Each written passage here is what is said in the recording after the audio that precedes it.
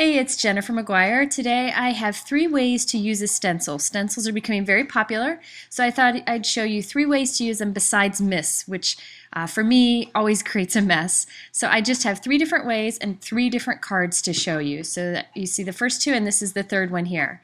Now each of these cards have a centerpiece that's about 3 by 4 with rounded corners, and I use this, the We Are Memory Keepers punch, to do this.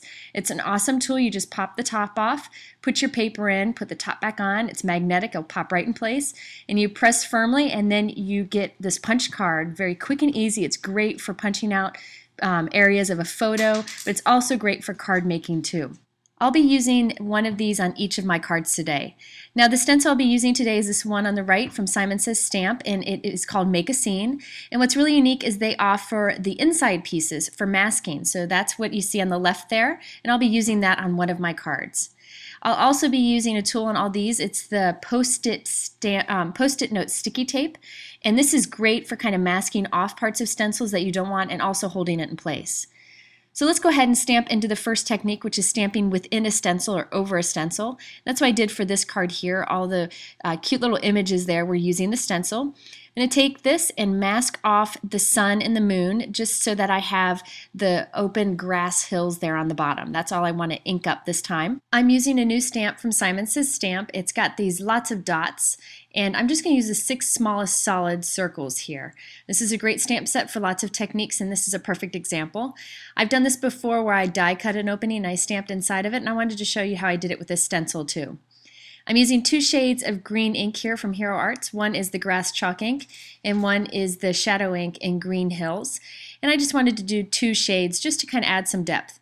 So I'm just going to go ahead and start with the biggest of my images and fill in quite a bit of the area with the large images. This will save time. The more big images you use, the less you have to fill in. And I always make sure that I overlap the side of the stencil. That way, when we remove the stencil, we'll have a nice defined edge to the shape that we're making. Now, if you don't have the stamp set, you could use little tiny hearts, little tiny flowers. Lots of stamp sets have tiny little icons that are perfect for this technique. If you want to save some time, you could take a background stamp that has lots of stamped area and press it firmly over the stencil, and that will also give you similar results. But I really liked the clear definition that you get with stamping these little images repeatedly in the open area of the stencil. So I'm just going to go ahead and repeat this, and now you'll see I'm on the smallest dot here, just filling in the areas. This may seem like it takes a lot of time, but you get quick moving. I have lots of the dots mounted onto different parts of my acrylic block here. It really doesn't take much time at all.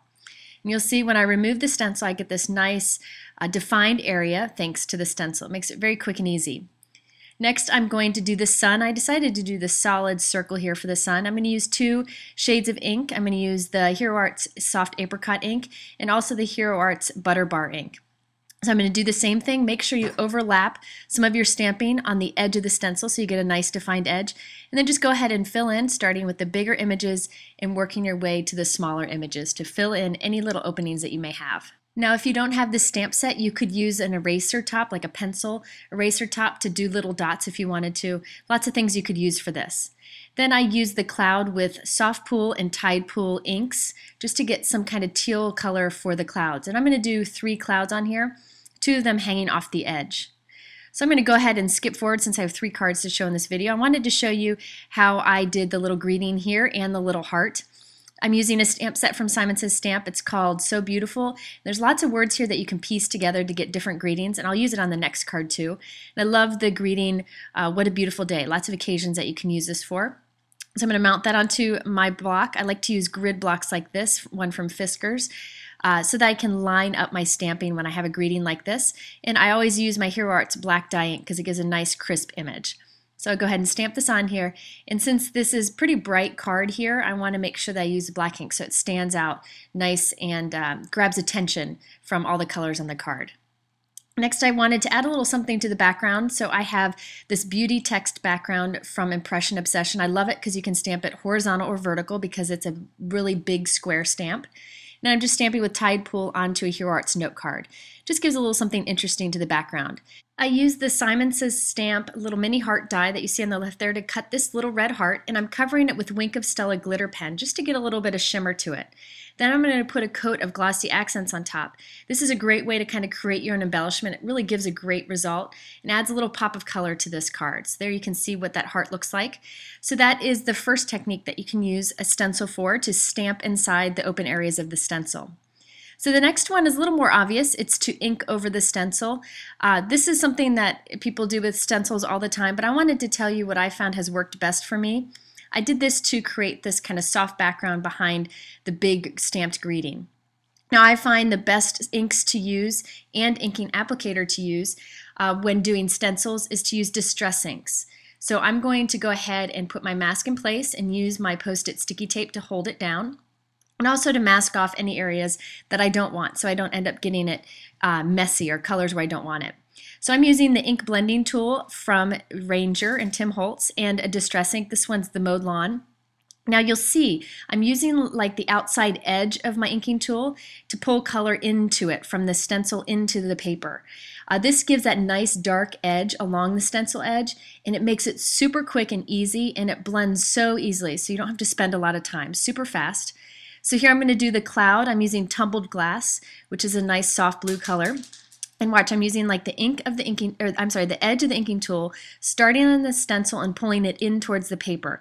This gives you that dark edge around the edge to give you a nice, really clean cut look. And you can see how easy and quick that blends.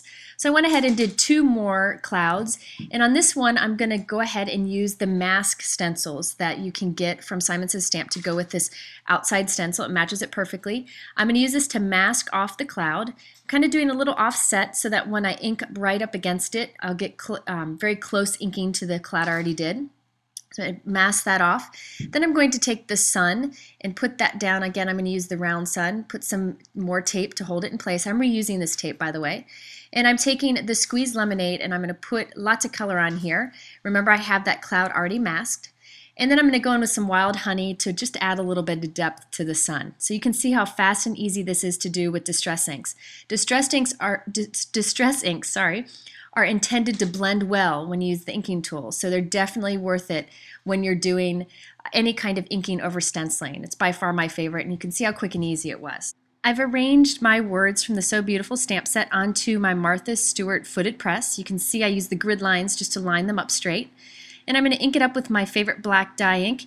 Then I'm just going to kind of position it. You can see me kind of wiggle it around on the little feet on the press, and then just press it as soon as I have it straight and get a nice transfer of the ink onto the paper. This is a great stamp set for stamping something big and bold over a stamped background.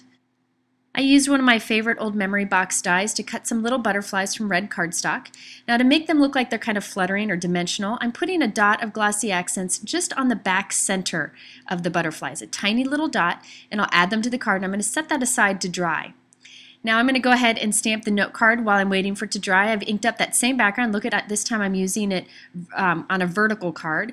This is a Hero Arts Craft note card, and I'm using the Hero Arts Unicorn ink to stamp on it. You can see that nice subtle background.